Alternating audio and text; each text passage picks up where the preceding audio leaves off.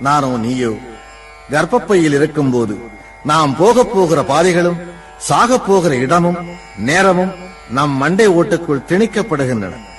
நாம் எங்கே போனாலும் எப்படி வாழ்ந்தாலும் அது இறைவன் விதித்ததே.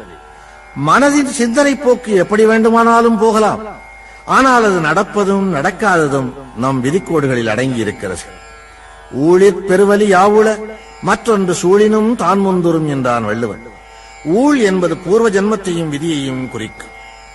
பூர்வ ஜென்மத்தின் எதிரொலியைக் கொண்டே அந்த ஜென்மத்தின் விதி நிர்ணயிக்கப்படுகிறது.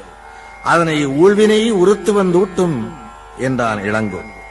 போன ஜென்மத்தில் உன் விதி பாவம் செய்யும்படி விதிக்கப்பட்டிருந்தால் அதற்கான பரிகாரம் இந்த ஜென்மத்தில் எழுதப்படுகிறது. ஆகவே விதியின் கோடுகள் தாம் நம்மை ஆட்சி செய்கின்றன என்பது இந்துக்களின் அசைக்க முடியாத நம்பிக்கை. நாம் எண்ணியது நடந்தாலும் நடக்காவிட்டாலும், எண்ணாதது நடந்தாலும் யாவும்